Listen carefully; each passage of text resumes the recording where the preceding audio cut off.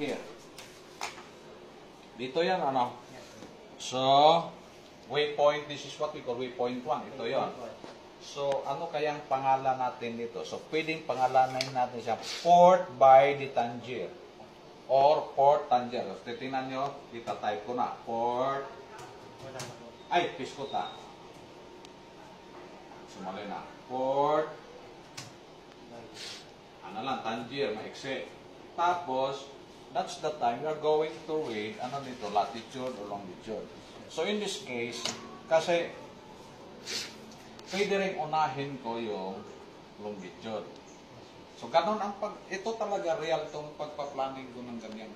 Ganun ako magpa-plano. So, ngayon, maya na pa kasing latitude, nandoon, di ba? Mababasa naman rito, but this is more readable. So, unahin ko yung longitude. So, tingnan yung kamay ko kasi ito yung gusto kong mangyari. How to use this one because as what I said before,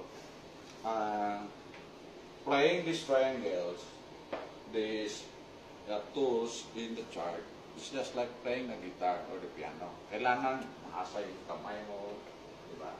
So, ito, tingnan mo yung kamay mo. Ganun. So, una,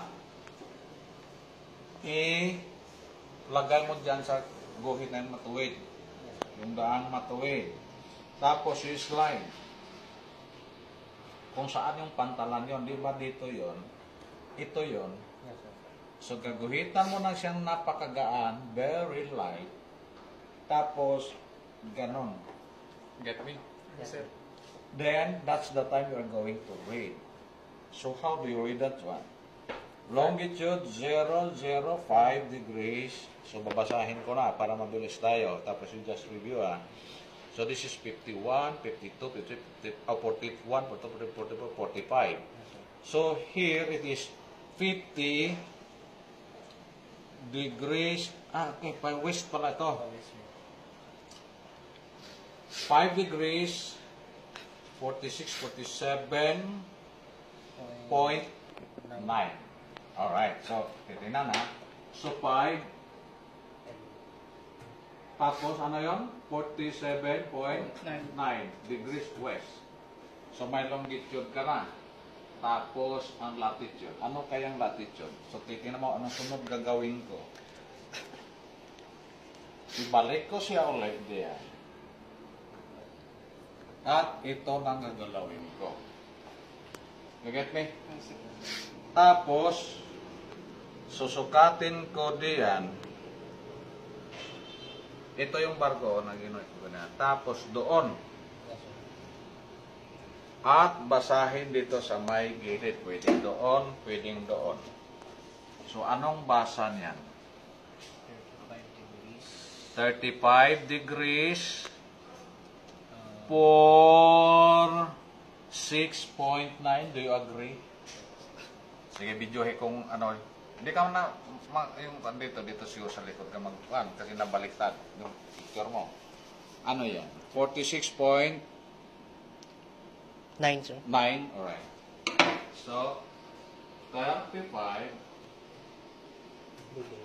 degrees 46.9 north. Yes, sir. So, yun na. Teka. Papalitan natin dito yung entrance. So, yung ano natin, 3.1, yari na yung latitude longitude. So, makita nyo, iyon ang proper diyan, tapos ito, depende. Encode. Wala nang i-siburichi. Ito talaga yung proper sa barko. Kahit sumakay pa kayo sa barko, ito yung ganun na sistema. Kasi ito yung natin platter, ito taga-program nito. Tapos inom ka ng kape. Energize. So, saan nanggaling yun?